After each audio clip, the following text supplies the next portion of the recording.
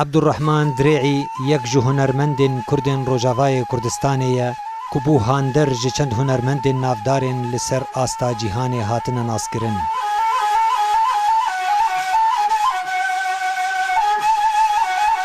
Ew diwarên wêje, helbest, wênekêşî, peykertaşî û mûzîkê de dahênir bû. Bi taybetî ew bilûrvanekî şareza bû li gel hunermendên weke bavê Salah û şivanperwer li Bilûrê daye.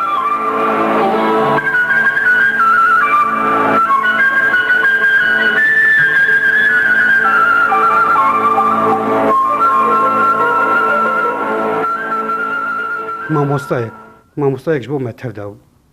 وەک ئەسکارم بێژم لێڤەگەرێک بوو ژمار پڕێ جارا گەت شتێک پێویست بوو یامە کارێکی هونەریت کرد ئەم چوون باوی مەدگۆنەری ناتە چی ئەمێ فلان کاری بکە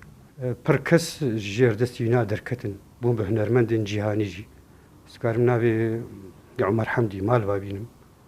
یەک شاگرتی بوو لە دەبستانی بەشار لە عیسا ئیرۆ نابن هنەرا نەبەس ئا کوردی تەنێدە هنەرا جیهانی دیش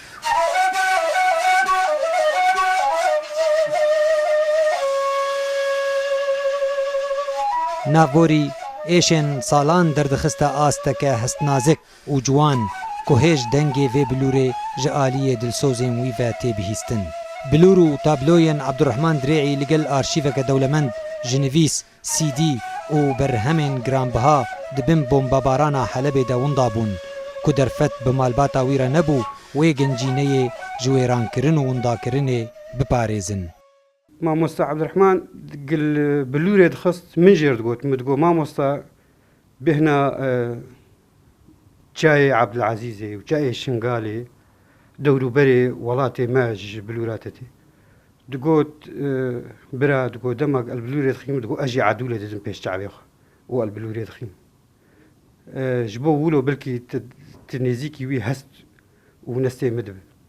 kesekî gelekî çalak bû di civakê de û ez tim dibêjim ez dibêjim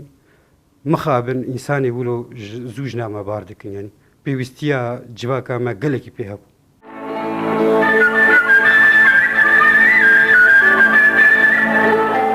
عبدالرحمان درێعی ساڵە 1938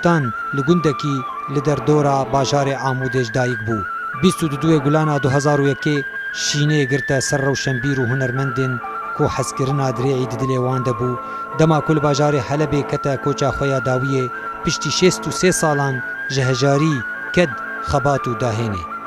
Xalid Cemîl Mihemed, Rûdaw.